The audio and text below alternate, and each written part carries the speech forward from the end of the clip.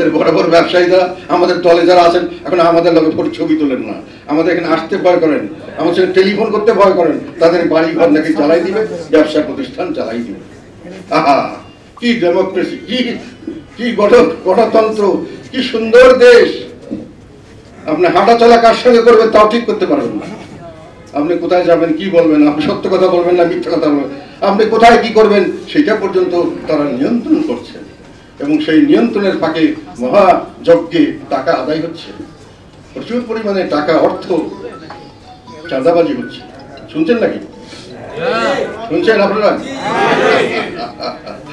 আমরা সবাই শুনেছি, সবাই জানি। যাই হোক, সেই কারণে আপনাদের ডেকে এনেছি ওই কথা বলার জন্যই যে পথে থাকতে হবে, পথে থাকতে হবে, নব্য ফেসিবাদকে রুখতে হবে, নব্য ফেসিবাদের দোসরদেরকে সিধা করতে হবে।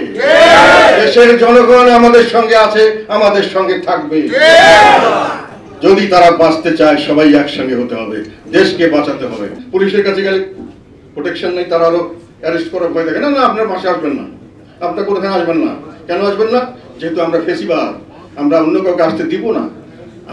আমরা এবং মামুরা ছাড়া আর কেউ দেশের মধ্যে থাকতে পারবে না। কেউ দেশাত্মবোধক নাই, কেউ দেশের প্রেমও নাই, সবগুলো হলো মানে খারাপ মানুষ। আমরাই ভালো, আমরা এবং মামুরা এরই হলো ভালো মানুষ। আর আমরা কি রাস্তার থেকে, আকাশ থেকে আন্দাজে আসছি? আমরা কি বিদেশি নাগরিক নিয়ে বসে রয়েছি, নাগরিকত্ব নিয়ে, যে এই দেশের আকাশ বাতাস যতই ঘোলাটে হোক, যতই আমার প্রতিকূল অবস্থা হোক, যতই দূষণ হোক, আমার তো অসুবিধা নাই। 3 দিন থেকে থাকবো, আবার 10 দিন হাওয়াই বিভিন্ন জায়গায় সি বিচে আমি ফ্রেশ হয়ে থাকবো। তাহলে আমার অসুবিধা কি?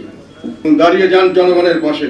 5 জন লোক হলে থাকবে, একজন হলে একজনই দাঁড়ান, প্রতিবাদ করেন, ফেসিবাদের বিরুদ্ধে প্রতিবাদ করেন।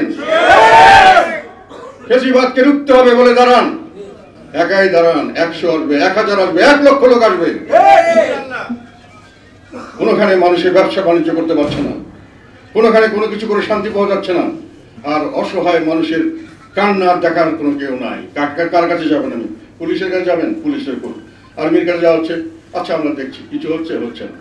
মিল ফ্যাক্টরি জ্বালিয়ে দেওয়া হবে, এই ভয় ভিত্তি দেখিয়ে প্রচুর মানুষের কাছে চাঁদাবাজি করা হচ্ছে। ব্যবসা প্রতিষ্ঠানে আমাদের কয়েকজন নেতার বইকে ধমকি দেওয়া হয়েছে যে আপনারা যদি এইভাবে না চলেন তাহলে আপনার ব্যবসা প্রতিষ্ঠান ধ্বংস করে দেওয়া হবে। এর চেয়ে বড় ফেসিবাদ আর কি হতে পারে? এর চেয়ে বড় অত্যাচার আর কি হতে পারে? রক্ত দিয়ে ফেসিবাদকে রুখতে হবে। এই ফেসিবাদকে রুখতে হবে রক্ত দিয়ে। যেখানে যেখানে আমাদেরকে বাধা দেওয়া হবে সেখানেই প্রতিরোধ হবে। আমি আপনাদেরকে কাউকে আক্রমণ করার জন্য বলছি না, কিন্তু আক্রান্ত হলে আপনারা নিজেকে সেভ করবেন, আর দরকার হলে জীবন দেবেন। কত রক্ত চাও? পহেলা বৈশাখে যে রক্ত দেখিয়েছো, কত রক্ত চাও আমাদের থেকে? রক্ত খেয়ে চলে যাও, দেশকে মুক্ত করে যাও।